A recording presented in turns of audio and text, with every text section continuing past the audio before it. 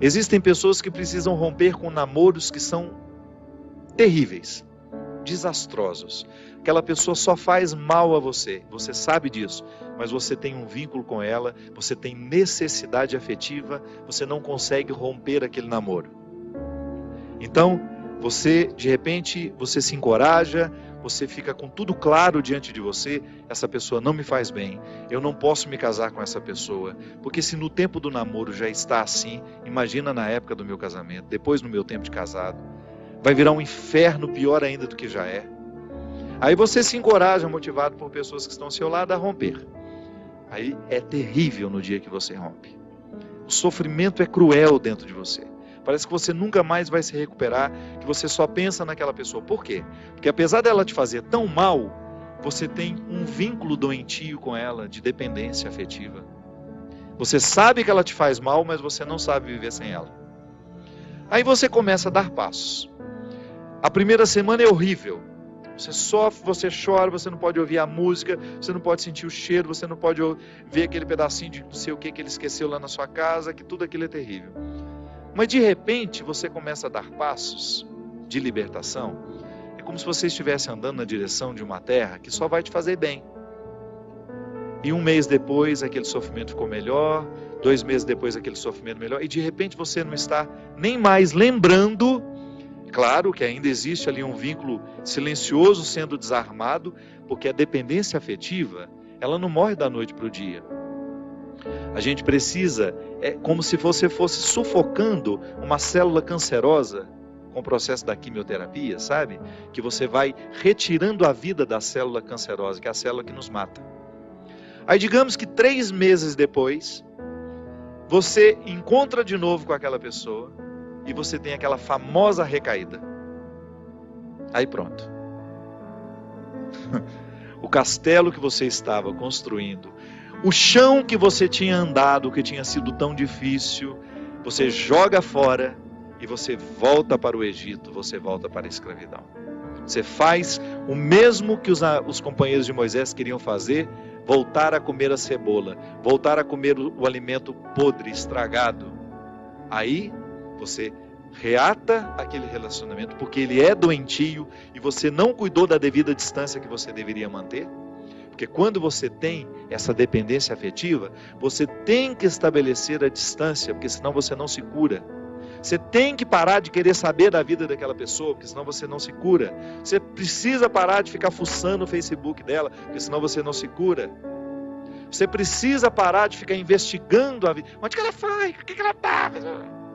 Você tem que cessar todos os pontos que podem lhe fazer querer voltar para o Egito. Porque senão você nunca vai se libertar. Aí 3 meses depois você está bela e formosa já, matando a célula cancerígena, você vai dar mais uns beijos na boca, volta àquela dependência horrorosa e o inferno retorna na sua vida. Na sua primeira semana é até bom que está tudo voltando. Daqui a pouco, minha filha, você está num inferno pior do que você estava 3 meses atrás. É assim. Quando a gente não sabe viver o desconforto que nos edifica, a gente se boicota o tempo todo. É como parar de beber, é como parar de fumar. Você fica sem fumar 1 ano e você comemora porque você parou de jogar aquela toxina cancerígena no seu organismo. E de repente você vai lá e acende um cigarro de bobeira e aquele vício volta como se fosse um monstro capaz de te comer inteiro. Pronto. Todo aquele sacrifício que você fez dos primeiros dias sem fumar vão para o saco. Por quê? Todo aquele sacrifício vai para o saco. Por quê? Porque você não foi capaz de viver o desconforto de renunciar. Minha gente, é impressionante como essa mão de Deus nos auxilia assim, nos fazendo conscientes do que nós precisamos romper na nossa vida. São situações que a gente precisa estabelecer limites para elas, porque senão a gente não vai ser curado nunca. A gente vai ficar eternamente doente na fila dos necessitados, chorando e mendigando um pãozinho de bondade do outro, um pãozinho de afeto do outro. Pelo amor de Deus, nós não fomos feitos para isso. Nós não fomos feitos para ficar arrastando dependentes afetivamente dos outros. A gente foi feito para amar. E o amor só tem sentido na nossa vida se for para nos edificar, se for para nos ajudar a atravessar o desconforto do deserto. Caso contrário, ele não faz sentido. Esse pseudo-amor, esse falso amor que às vezes a gente diz sentir um pelo outro, que não nos ajuda nos desconfortos do deserto. Eu preciso viver os meus desertos, você precisa viver os seus. E os verdadeiros amigos são aqueles que reconhecem os desertos que o outro precisa passar e fala: isso mesmo. Vamos passar por esse deserto porque você precisa dele. Agora, a Poliana, ela quer aquela vida feliz, ordenada. Lembra daquela personagem? A Poliana, onde tudo era o jogo do contente, né? Para com isso. Assassine esse instinto infantil que existe dentro de você, que lhe faz ter medo dos desconfortos da vida. O desconforto da vida, quando bem vivido, ele só nos torna melhores. Tira essa máscara de coitadinha que você gruda na sua cara para os outros terem eternamente pena de você. Você só perde tempo na vida assim. Que bobagem! Deus nos segura na nossa mão é para a gente ter condições de atravessar esse deserto.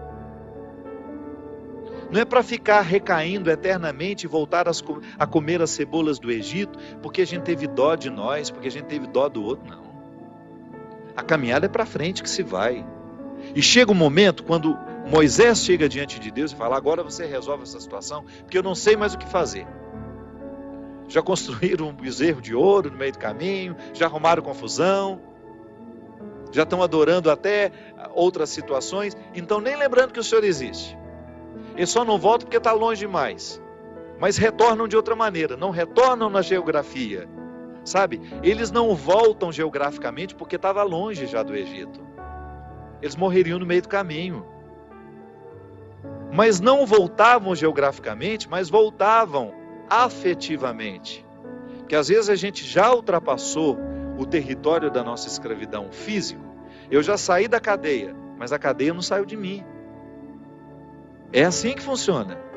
Eu já dei os passos na direção da minha liberdade, mas eu não fiz a conquista da minha liberdade. Eu não decretei a conquista da minha liberdade. Então eu fico afetivamente preso ao meu passado, lamentando as cebolas do Egito, lamentando o namoro que terminou, a situação que foi terminada, a amizade que foi traída. Então, quando Moisés está diante do Mar Vermelho, e ele fica apavorado, porque agora eles não tinham mais para onde ir. Ou atravessavam o mar, ou voltavam para o Egito, e o exército do faraó já estava chegando para capturá-los. O que ele faz? Ele tem uma reunião particular com o Senhor, né? Uma audiência particular de urgência. Liga lá para o secretário de Deus e fala: pelo amor de Deus, você pede para ele me atender hoje, que eu não posso mais ficar sem essa resposta. O exército do faraó está chegando. E aí ele acha que Deus iria dar uma resposta fácil para ele, né? Ia dar uma solução rápida. Não. O que Deus fala? Lembra, Gino? Lembra? Corre, né? Entra nessa água. Olha que frase forte. Diga ao povo que caminhe.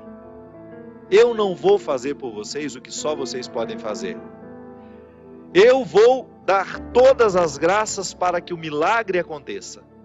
Eu vou fortalecer a coragem de vocês, mas se não colocar o pé na água, se não desafiar este mar, ele não se abre. E foi o que o povo fez. Moisés à frente, certamente, cheio de medo também, né? Ai, meu Pai de misericórdia, o que vai acontecer agora? Quando ele começou a entrar, a colocar os pés na água, Deus faz a sua parte. Minha gente, a nós nem importa se isso aconteceu dessa maneira mesmo. A nós interessa é o fato de que Deus faz diariamente isso na nossa vida. Sempre que eu me encorajo a vencer os mares que me desafiam, eu estou exercendo o cuidado de Deus na minha vida. Sempre que eu me encorajo a colocar o pé no mar que me ameaça, eu estou cumprindo a parte da promessa de que Ele estará sempre ao meu lado. Você faz a mesma coisa. Sempre que você desafia os seus mares, sempre que você enfrenta os seus desconfortos, quando você não tem medo do desconforto que lhe chega, quando você olha para ele de frente, você fala: e agora? O que é que nós vamos fazer a partir desse momento? O que você me traz de bom? O que você está me desafiando? Eu vou aqui recrutar as minhas melhores partes, porque só isso me interessa. Se o desconforto me chega, eu preciso atravessar esse deserto para saber, para poder alcançar essa parte da terra prometida que me espera. É assim que funciona. Não há uma fórmula mágica para a vida. Ainda que a gente não acreditasse em Deus, nós teríamos de viver os desconfortos que nos fazem crescer. Ainda quem não crê em Deus precisa enfrentar os desconfortos de sua história, de sua existência. Agora é claro que quando a gente acredita em Deus, quando nós acreditamos de que existe alguém superior a nós, nos capacitando para a gente fazer a travessia, um conforto a mais nos é oferecido. Por isso, baseados na experiência deste conforto que eu já fiz, que você já fez, em muitos momentos, quando essa mão de Deus cuidou de nós, e que a gente dá continuidade ao processo de caminhada, de enfrentamento. É enfrentamento, a palavra é essa. Se a gente não vive os enfrentamentos diários dos nossos desertos, dos nossos conflitos, dos nossos medos, a gente nunca vai chegar ao conhecimento da terra que Ele nos preparou.